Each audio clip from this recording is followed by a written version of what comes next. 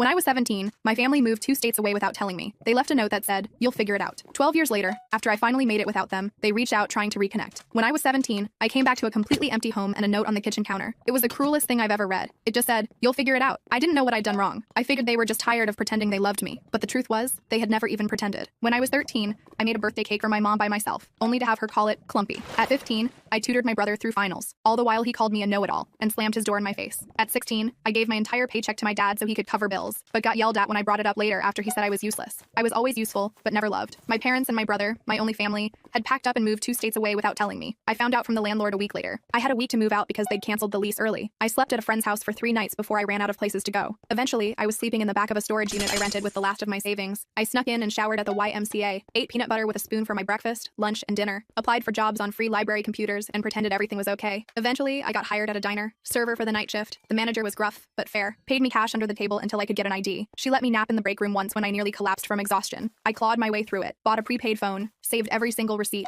watched free YouTube tutorials on finance and goal setting. The first year, I barely survived, but I made it through. The turning point came when a regular at the diner offered me a temp job cleaning out office files. It paid triple what I made serving. I said yes. That job led to another, and another. I learned quickly, showed up early, and asked questions. By 22, I was freelancing full-time. By 25, I launched a consulting business. Just me, a folding table, and a borrowed laptop. By 27, I had 5 contractors under me, my own office, and a client roster that included companies I used to dream about. And by 29, I was officially a millionaire. Not influencer millionaire, not fake it for Instagram millionaire. Actual savings with a retirement account, no debt, paid off apartment, health insurance I could afford. The first time I saw my bank app hit 7 figures, I cried. Throughout those tough years, my family never reached out, not even once. I saw my brother pop up in a suggested friends list once. He's married now, still living in the state they disappeared to. I stared at the screen for a long time, wondering if he ever told his wife about me, if he said I ran away, or if he says nothing at all. Sometimes I still wonder if it would have been easier to hate them. But truthfully, it was never hate. It was heartbreak. I go to therapy now because I want to stay unbroken. I've made a list of people who saved me when they didn't have to, like coworkers, classmates, and strangers who showed me what real support looks like. Last week, a podcast interview I did about surviving family estrangement blew up online. It hit 1 million views in 4 days. My inbox filled with messages of support, gratitude, and strangers telling me I put words to their pain. And then, one email stood out. The subject line, "You're still our daughter." It was from my mom. No apology. Just a paragraph about hearing my side and how maybe we could talk. Then another message, this time from my brother. "We miss you. Can we fix this?" I stared at the screen for a long time before closing the laptop. I sat with it and wondered if healing means looking back or staying forward. I didn't respond right away, so I needed time to process. My therapist, Melissa, suggested I take at least a week before making any decisions. "Give yourself space to feel whatever comes up," she said during our session. "There's no rush to respond." So I did. I focused on work, went to the gym, had dinner with friends. Normal stuff. But those emails haunted me. I kept opening them, reading them, closing them again. My mom's message felt cold, clinical almost, like she was reaching out to a distant acquaintance. My brother's was shorter but somehow felt more genuine. I couldn't stop thinking about them. After 10 days, I decided to reply to my brother first. Just something simple. I wrote, "It's been 12 years. What changed?" Then I hit send before I could overthink it. His response came within an hour. He said the podcast made him realize what they'd done. He claimed he was only 15 when they left me, that he didn't have a choice, that he'd always wondered about me, that he'd looked me up online a few times over the years but never had the courage to reach out, that seeing me successful made him proud. I didn't buy it. Not completely. If he'd been so concerned, why wait until I was publicly successful? I asked him exactly that. His next email was longer. He admitted that money was tight for them, that my parents' business had failed, that his wife was pregnant with their second child, that medical bills were piling up. I felt my stomach drop. There it was, the real reason. I didn't respond for another week. Then my mom sent a follow-up email with old family photos attached. Pictures of me as a baby. Pictures of us at the beach when I was maybe 5 or 6. Pictures of me and Michael building a snowman. Happy moments that felt like they belonged to someone else's life. At the bottom of the email she wrote, "We made mistakes. We want to make amends." I showed the emails to Melissa during our next session. She reminded me that I was in control, that I could set boundaries, that I didn't owe them anything. But she also said that closure might help me move forward, whether that meant reconciliation or a final goodbye. I nodded along, but inside I felt conflicted. Part of me wanted to tell them to go to hell. Another part wanted to understand why they left me. And a tiny, stupid part of me still wanted them to love me. I decided to meet my brother first. Just him. No parents. We arranged to meet at a coffee shop in Chicago, halfway between where we both lived. I flew in that morning, checked into a hotel, and tried to calm my nerves. I almost canceled 3 times. But at 2 p.m., I walked into that coffee shop and saw him immediately. He looked older, heavier, with a receding hairline, but his eyes were the same. He stood up when he saw me, awkward and uncertain. I didn't hug him. We just sat across from each other with our coffees, like strangers. The first 20 minutes were painful. Small talk about the weather, about my flight, about his drive. Then he started apologizing. "Emma, I'm so sorry," Michael said, his voice cracking. "I was just a kid when it happened. I didn't know they were planning to leave you behind until it was too late. I was too scared to stand up to them. I just listened, watching his face for signs of deception. He seemed sincere, but I'd been fooled before. I asked him the question that had haunted me for 12 years. Why me? Why was I the one left behind?" He looked down at his coffee. "They always saw you as the strong one, the independent one, the one who would be fine on your own. They thought you didn't need them as much as I did. They convinced themselves you'd be better off without them." It was the most ridiculous thing I'd ever heard. I told him about the storage unit, about eating peanut butter for weeks, about showering at the YMCA and working night shifts at 17. His face crumpled. "I didn't know," he whispered. "They told me you had a plan, that you wanted to stay behind, that you were going to live with a friend's family, that you'd chosen to separate from us. All lies. By the end of our meeting, I wasn't sure what to think. He seemed genuinely remorseful. He showed me pictures of his wife and daughter, told me about his job as an accountant, asked about my business, didn't directly ask for money, which surprised me. When we parted, he hugged me. I let him, but I didn't hug back. I just stood there, arms at my sides, feeling nothing. Back at my hotel, I called Melissa, told her everything. She pointed out that while my brother seemed sorry, he was still framing himself as a victim rather than acknowledging his role in my abandonment. She was right. He'd been 15, not 5, old enough to pick up a phone, old enough to send an email, old enough to check on me at some point in 12 years. That night, my mom called. I hadn't given her my number, so Michael must have. I almost didn't answer, but curiosity won out. Her voice sounded older, raspier. She cried when I said hello, started talking about how proud she was of me, how she'd always known I would succeed, how special I was. I let her talk herself out. Then I asked her the same question I'd asked my brother. Why me? Her answer was different. We were in debt, Emma. We couldn't afford 3 mouths to feed. We knew you were smart enough to make it on your own. We figured you'd go to social services and get placed with a better family. We thought we were doing you a favor. I hung up on her, blocked her number immediately, threw my phone across the room and screamed into a pillow. The next morning, I had an email from my dad. First contact in 12 years. He didn't apologize. Instead, he wrote about how hard their lives had been, about medical bills and failed businesses, about how Michael's wife needed surgery, about how they were facing eviction. Then, at the very end, he asked if I could help the family out. Not a single question about my life, not a single acknowledgement of what they'd done. I forwarded the email to Melissa with the subject line, and there it is. She called me immediately, despite it being Sunday. We talked for an hour, about boundaries, about forgiveness versus reconciliation, about the difference between helping someone and enabling them, about what I actually wanted versus what I thought I should want. By Monday morning, I had made my decision. I emailed my brother, told him I was glad we'd met, that I understood he was in a difficult position when we were younger, that I was willing to have a relationship with him and his family, but with clear boundaries. No money, no loans, no financial support of any kind, and no relationship with our parents until they took full responsibility for their actions. His response was immediate and telling. I'm really disappointed, Emma, he wrote. Our parents really need help.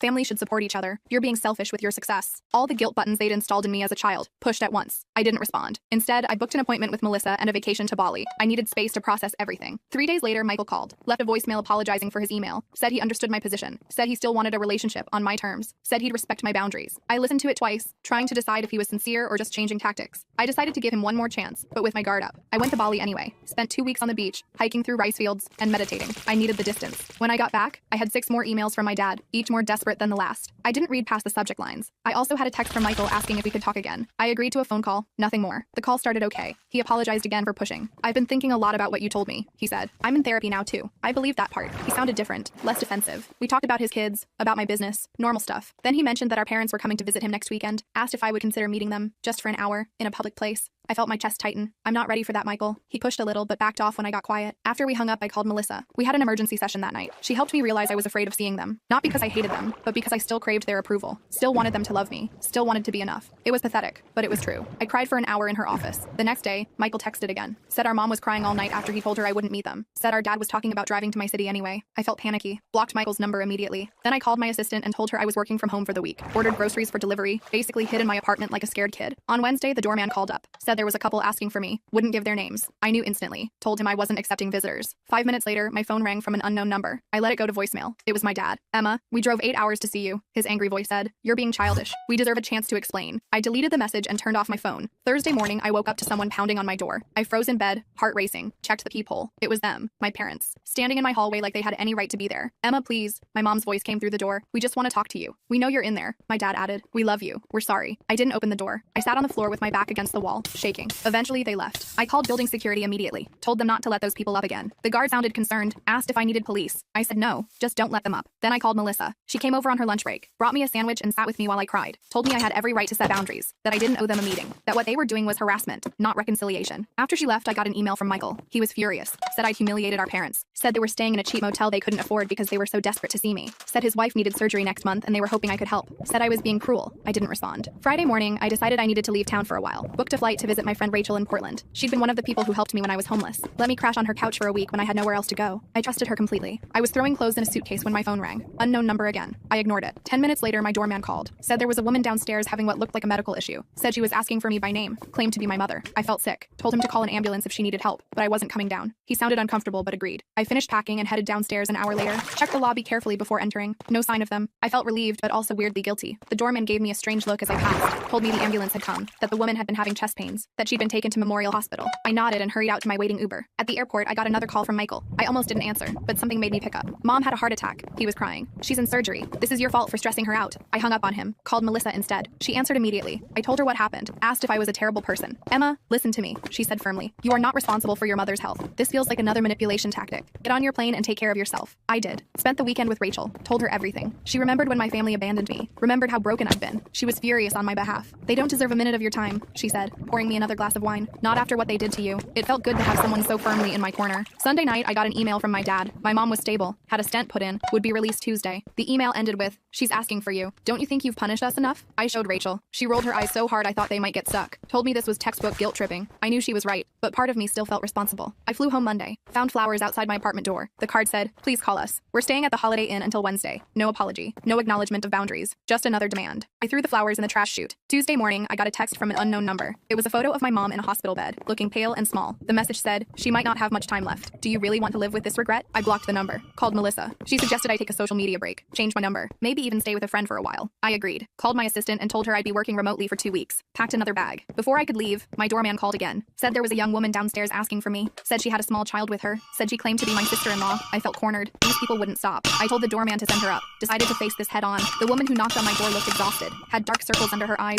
Was holding a sleeping toddler against her shoulder. I'm Jenny, she said quietly. Michael's wife. I came alone because I wanted to talk to you without family drama. I let her in reluctantly. Offered her water. She accepted gratefully. Jenny put her sleeping daughter on my couch, tucking a blanket around her. Then she sat at my kitchen table and started talking. I only learned about you 3 years ago, she admitted. Michael told me you ran away at 17. Cut contact with the family. I always thought it was strange but never pushed. Hearing your podcast was a shock. I confronted him, and he finally admitted the truth. I just listened, not sure what to believe anymore. Jenny seemed sincere. I'm horrified by what they did to you, she continued. I insisted Michael reach out, but I had no idea they were going to ask you for money. I'm embarrassed and angry about that. Yes, I do need surgery for a thyroid condition, but we have insurance. Your parents are the ones in financial trouble, not us. I asked her why she'd come. She looked me straight in the eyes. You deserve to know the whole truth, she said. Your parents have been telling everyone you abandoned the family, that you were mentally unstable, that you stole money from them before disappearing, that they spent years looking for you. All lies to cover what they'd done. I felt like I'd been punched. How do you know this is true? She pulled out her phone, showed me Facebook posts from years back. My mom asking for prayers to find her troubled daughter. My dad claiming I'd taken their savings before running away. Posts about hiring private investigators, about checking homeless shelters, all carefully crafted to make them look like victims. All dated years after they'd abandoned me. Jenny apologized for being part of it, even unknowingly. Said she'd confronted my parents too, that they'd admitted everything to her when she threatened to tell the whole family the truth, that they were desperate now because their lies were unraveling, that my podcast had people asking questions they couldn't answer. Her daughter woke up then, a cute little girl with curly hair. This is Lily, Jenny said softly. She's 3. I have another daughter on the way. I want my children to know their aunt, but only if you want that too. No pressure, no guilt, just an open door if you ever choose to walk through it. After they left, I sat in my apartment for hours, processing, called Melissa again, told her everything Jenny had said. She wasn't surprised. Abusers often control the narrative, she explained. They create alternate realities where they're the victims. She asked what I wanted to do now. I honestly didn't know. That night, I got another email from my dad. This one was different, angry, threatening. Said if I told lies about them online, they would sue me for defamation. Said they had proof I'd stolen from them. Said they'd go to the media with their side if I didn't take down the podcast and issue a public apology. Said they expected financial compensation for the damage to their reputations. I forwarded it to Melissa, then to my lawyer Marcus. He called me immediately. This is empty threatening, he assured me. Truth is an absolute defense against defamation. Save everything but don't respond. I'll handle it if they actually file anything, which I doubt they will. People who are actually going to sue don't usually announce it first. The next day, I got a call from Michael. I let it go to voicemail. He sounded panicked. Emma, Jenny told me she visited you. Our parents are furious. They're saying terrible things about her now too. I'm scared they're going to try something desperate. Please call me back on Jenny's phone, not mine. I didn't know what to believe anymore. Called Marcus again. He suggested meeting Michael and Jenny somewhere public, with him present as my lawyer, just to hear them out. I agreed reluctantly. We set up a meeting at a restaurant near Marcus's office for the next day. They showed up on time. Both looked terrible. Stressed. Exhausted. Jenny had a bruise on her arm she kept trying to hide. Michael couldn't make eye contact. I'm Marcus, Emma's attorney, he said as we sat down, which made Michael flinch. But we sat down, ordered coffee, and they started talking. The story that came out was worse than I'd imagined. My parents had been living off Michael for years, moving in and out of his house, taking money for emergencies, watching his kids while criticizing his parenting. When Jenny confronted them about me, my dad had grabbed her arm, hard enough to leave marks. Michael had kicked them out. They were now staying in a motel, calling constantly,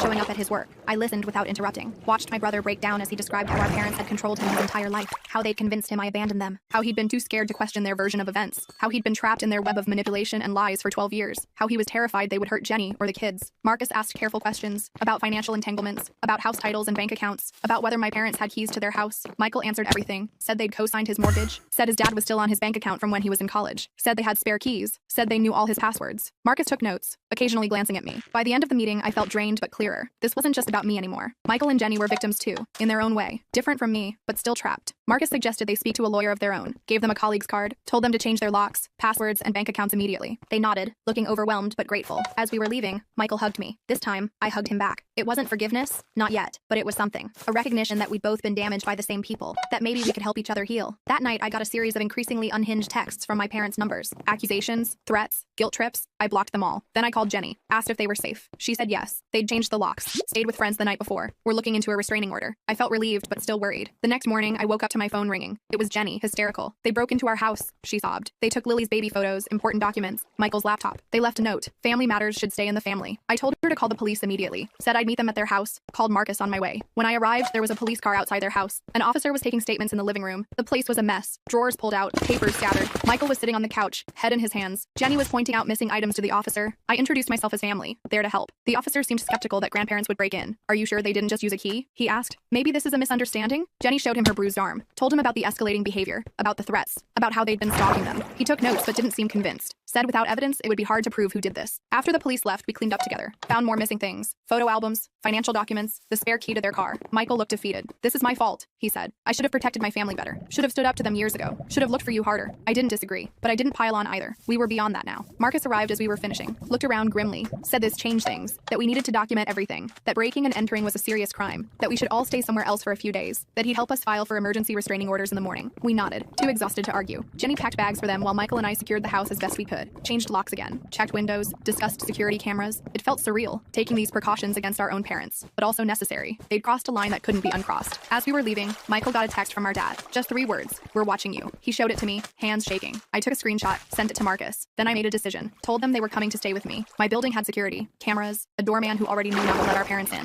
They accepted gratefully. That night, the 4 of us ate takeout in my living room. Lily played with toys Jenny had packed. We talked quietly about next steps, about restraining orders, about police reports, about changing phone numbers and email addresses, about possibly moving to a new house, about how to protect themselves long term. It wasn't the family reunion I'd ever imagined. Sitting there with the brother who'd let me be abandoned, his wife who'd believed lies about me, and their daughter who was innocent in all of this. But somehow, it felt right. Like we were finally facing the truth together. Like maybe, just maybe, we could build something new from the ashes of what our parents had destroyed. The next morning, Marcus called. Said he'd filed emergency restraining orders for all of us. Said we needed to appear in court next week to make them permanent. Said he'd also reported the break-in to a detective he knew, who was taking it more seriously than the responding officers had. Said we should all stay together until this was resolved. I agreed. Called my assistant. Told her I'd be working from home indefinitely. Family emergency. She understood, rearranged my schedule. I set up a workspace in my guest room for Michael, who also needed to work remotely. Jenny and Lily took over my living room, building pillow forts and watching cartoons. It was strange having people in my space. I'd lived alone for years, liked my quiet routines, my clean counters, my empty sink. But there was something comforting about the noise too. About Lily's laughter. About Jenny's quiet humming as she folded laundry. About Michael's typing from the other room. It felt like family. Not the family that had abandoned me, but maybe the family we could become. That afternoon, my doorman called up. Said there was a delivery. Flowers. I told him to check the card before sending them up. He read it to me. We know where you all are. This isn't over. I told him to refuse the delivery. Call the police if the delivery person wouldn't take them back. Then I called Marcus again. He said he'd add this to our case file. That it strengthened our request for restraining orders. That we were doing everything right. I didn't tell Michael or Jenny about the flowers. They were stressed enough. Instead, I ordered extra groceries, made dinner for everyone, played with Lily, tried to create some normalcy in this bizarre situation. But that night, after everyone was asleep, I sat alone in my kitchen and finally let myself feel everything. The fear, the anger, the grief, the strange hope. I cried silently into a dish towel so no one would hear me. In the morning, Jenny found me making coffee, asked if I was okay. I lied, said yes. She didn't believe me. Sat down at the counter. It's okay not to be okay, Emma, she said gently. I'm not either. Michael cries in the shower where he thinks no one can hear.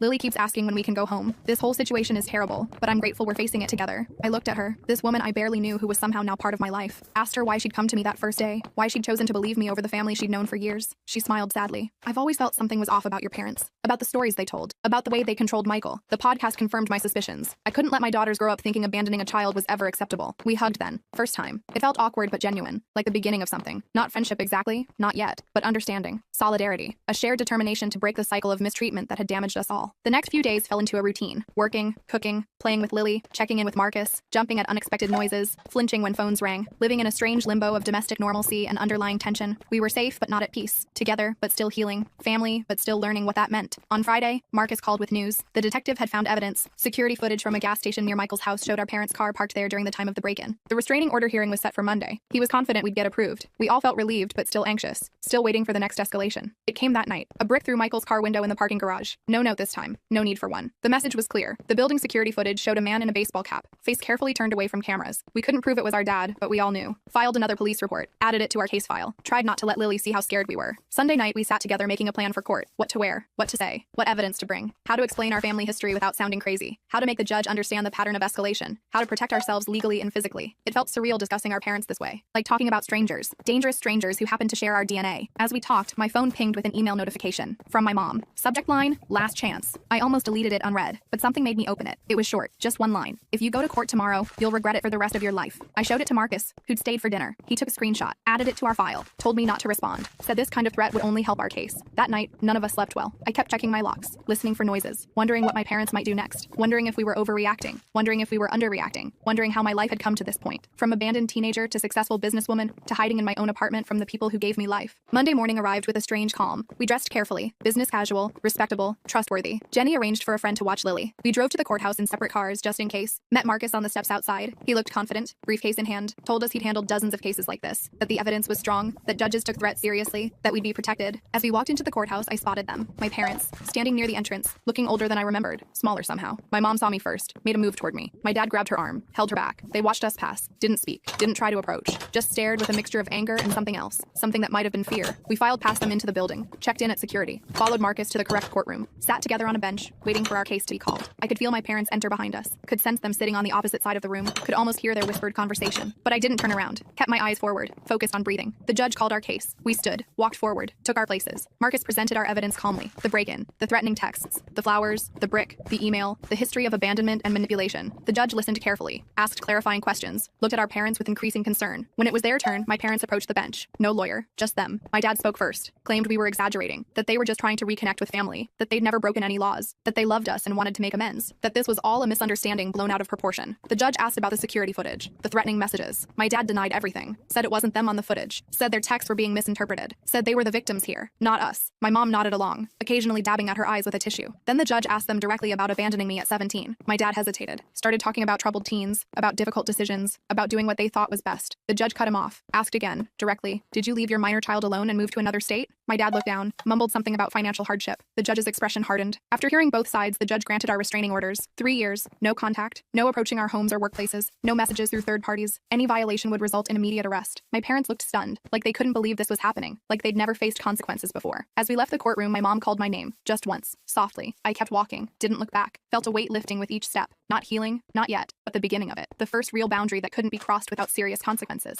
Outside, Marcus shook all our hands, said we'd done well, said the orders were solid, said to call him immediately if there were any violations, said he was proud of us for standing up for ourselves. We thanked him, feeling dazed but relieved, like survivors of a natural disaster, blinking in the sunlight. Michael hugged me on the courthouse steps, a real hug this time. I'm sorry, Emma, he said, voice breaking, for everything, for not protecting you then, for not finding you sooner, for believing their lies, for bringing this chaos back into your life. I hugged him back, told him we were going to be okay, that we had each other now, that we could build something new, something better. As we walked to our cars, I felt my phone buzz, a text from an unknown number. I almost didn't check it, but when I did, I felt a chill. It was a photo of Lily at her friend's house, playing in the backyard, unaware she was being watched. Below it, just 4 words, this isn't over yet. I showed Michael the text immediately. His face went white. He called Jenny, who was already on her way to pick up Lily. I told them to meet us at my apartment. Then I called Marcus from the car, my hands shaking so bad I could barely hold the phone. He told me to forward him the text and drive straight home. Said he'd call the police and meet us there. Said this was a clear violation of the restraining order. Said to stay calm, but vigilant. The drive back felt like it took forever. I kept checking my mirrors, paranoid my parents were following me. When I finally pulled into my building's garage, I sat in my car for a minute just breathing, trying to get my poop together before facing Michael and Jenny. They needed me to be strong right now. I found them already in my apartment, Jenny clutching Lily like she might disappear. The poor kid looked confused and scared. Michael was pacing, running his hands through his hair over and over. I showed them the text. Jenny started crying, said they'd been watching her baby, said she'd never forgive herself if something happened to Lily. Michael put his arms around them both, looking more determined than I'd ever seen him. Marcus arrived 20 minutes later with 2 police officers. They took our statements, looked at the text, made some calls, said they'd send a patrol car to the friend's house to check things out, said they'd try to trace the number, said they'd increase patrols around my building, all the right things, but I could tell they didn't fully get how dangerous my parents could be, how unpredictable, how desperate. After the police left, we sat in my living living room trying to figure out next steps. Jenny suggested going to a hotel under different names. Michael thought we should drive to his cousin's house a few states away. I just sat there getting angrier by the minute. This was bullcrap. We'd done everything right, followed all the legal channels, got our restraining orders, and they were still terrorizing us, still controlling our lives through fear. I stood up suddenly. I'm done running, I said. Done hiding. Done letting them dictate how I live my life. They've already stolen my childhood. I'm not giving them my adulthood too. Michael looked at me like I was crazy. What are you planning to do? I honestly didn't know yet, but I knew we couldn't keep living like this. That night, we took turns keeping watch while the others slept. I took the first shift, sitting by my living room window with all the lights off, watching the street below. Around 2 a.m., I spotted a car I recognized. My dad's old Buick. It circled the block 3 times before parking across the street. I took pictures with my phone, then woke Michael. We watched together as our dad sat in his car, just staring up at my building. Not approaching, not violating the restraining order technically, just letting us know he was there, watching, waiting. In the morning, I sent the photos to Marcus. He said it was concerning, but not technically a violation since my dad stayed in his car,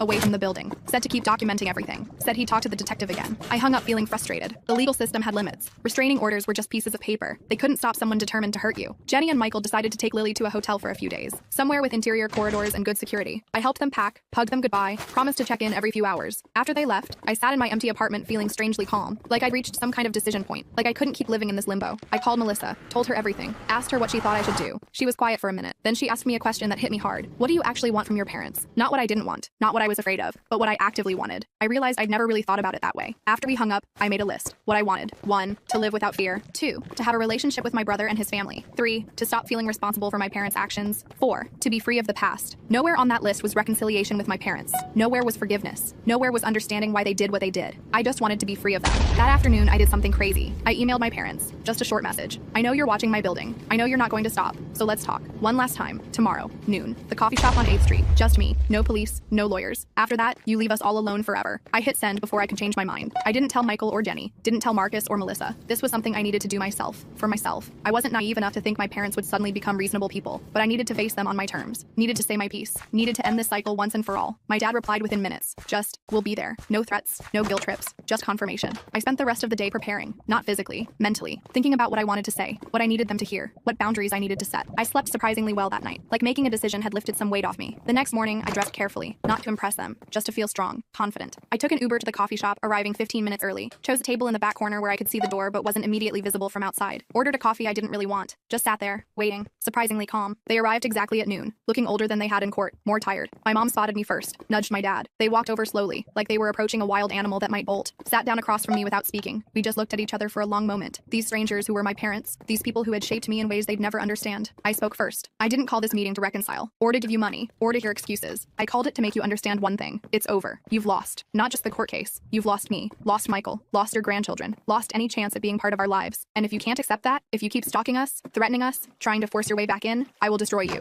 My dad started to interrupt. I held up my hand. I'm not finished. Then I pulled out my phone, showed them screenshots of all their threatening messages, the photo of Lily, the emails. I've sent copies to everyone in your lives, your siblings, your church, your neighbors, your employers, everyone. Not yet, but I will if you contact any of us again. If you come near our homes, if you so much as mention our names to anyone we knew. My mom started crying. We just want our family back. We made mistakes, but we deserve another chance. We're getting older and don't want to die alone. I looked at her for a long moment. You should have thought about that before abandoning your 17-year-old daughter, before lying to everyone about what you'd done, before breaking into Michael's house, before threatening your own grandchild. My dad got angry then. You're ungrateful. You've always been difficult. You've turned your brother against us. You owe us for raising you. I just laughed. Actually laughed in his face. Do you really think you're entitled to gratitude for doing the bare minimum as a parent for 17 years before abandoning me completely? Do you think your parenting was so stellar that I should be thanking you for it? He didn't have an answer for that. Just sat there, red-faced and silent. My mom was still crying, but I felt nothing. No guilt. No sympathy. Just a cold clarity that these people were never going to change. Never going to take responsibility. Never going to be the parents I deserved. I stood up to leave. This is your last warning. Next time you violate the restraining order, I won't just call the police. I'll make sure everyone you know understands exactly what kind of people you really are. I have the resources to make your lives very difficult if you force my hand. I don't want to do that, but I will to protect my family. My real family. Michael, Jenny, Lily, the people I choose. As I walked away, my mom called after me. Do you really hate us that much? I stopped, turned around. I don't hate you. I feel nothing for you. You're strangers to me now, and that's your loss, not mine. I walked out of that coffee shop feeling lighter than I had in years, called Michael from the sidewalk, told him everything. He was upset at first that I'd met them alone, then concerned they might retaliate, but mostly he seemed relieved that someone had finally stood up to them directly. Said he wished he'd had the courage to do it years ago. I went back to my apartment, packed a bag, decided to join Michael and his family at their hotel for a few days, just to be safe. When I got there, Lily ran to hug me. Auntie Emma, she called for the first time. I almost cried. Jenny hugged me too, said she was proud of me, said she hoped I'd finally get some peace. Michael just squeezed my shoulder. No words needed. We spent the next few days in a weird limbo, waiting for my parents to make their next move, checking our phones constantly, jumping at unexpected noises, but nothing happened. No calls, no texts, no emails, no sightings of their car, just silence. After a week, Michael and Jenny decided to go home, changed all their locks again. again, installed security cameras, made plans to put their house on the market, started looking at places closer to my city. I went back to my apartment too, back to work, back to something like normal life. 2 weeks passed, then a month. Nothing from my parents. Marcus checked in regularly, said the detective had confirmed they'd returned to their home state, said the restraining orders were still in effect, said we should stay vigilant but try to move forward with our lives. Slowly we did. Michael found a new job in my city. Jenny enrolled Lily in preschool. They bought a house 20 minutes from my apartment. We had dinner together every Sunday, started building new traditions, new memories, a new kind of family based on choice rather than obligation. I kept expecting to feel something about my parents, grief maybe, or guilt, or anger, but mostly I felt relief, like I'd finally put down a heavy weight I'd been carrying since I was 17, like I could finally focus on the future instead of the past. 6 months after the coffee shop confrontation, I got a letter, forwarded through Marcus so my address stayed private, from my mom. I almost didn't open it, almost threw it away unread, but curiosity won out. It was short, just a few paragraphs. No excuses this time, no demands, just an acknowledgement that they'd hurt me deeply, that they'd failed as parents, that they understood why I wanted nothing to do with them, that they were getting counseling, that they would respect the restraining orders, that they hoped someday I might be willing to hear a proper apology, but understood if that day never came. I showed it to Michael. He got a similar letter. We talked about it over dinner that night, about whether it was sincere, about whether it changed anything, about whether we could ever trust them again. We didn't reach any conclusions, just agreed to take it one day at a time, to prioritize our healing, to protect the family we were building. I keep the letter in my desk drawer, not because I'm ready to forgive, not because I want reconciliation, but because it represents something important. My parents finally recognizing my right to set boundaries, my right to choose who I allow in my life, my right to define family on my own terms. Last week, Lily had her 4th birthday party. Michael and Jenny invited me to help plan it. We had it at my apartment. Balloons everywhere. A cake I ordered from a fancy bakery. Presents piled on the coffee table. Lily running around in a princess dress, laughing. Jenny taking pictures. Michael grilling on my balcony. Friends stopping by throughout the day. So much noise. So much joy. At one point, I stepped into the kitchen for a moment alone, just watching through the doorway as Michael swung Lily around in circles, as Jenny laughed at something a friend said, as my apartment, once so empty and quiet, filled with life and love. I thought about that note on my kitchen counter 12 years ago. You'll figure it out. And I had. Not the way they meant, but I'd figured out what family should be, what love should look like, what I deserved all along. I'm not saying everything's perfect now. I still have trust issues, still go to therapy every week, still have nightmares sometimes about being abandoned, still flinch when my doorbell rings unexpectedly, but I'm healing. We all are. Building something new from the broken pieces of our past, something stronger, something chosen, something real. Sometimes people ask if I'll ever reconcile with my parents, if I'll ever let them meet Lily, if I'll ever forgive them for what they did. I don't have answers to those questions yet. Maybe someday, maybe never. But what I do know is this. I'm not defined by what they did to me anymore. I'm defined by what I built after, by the person I chose to become, by the family I chose to create, and that's enough.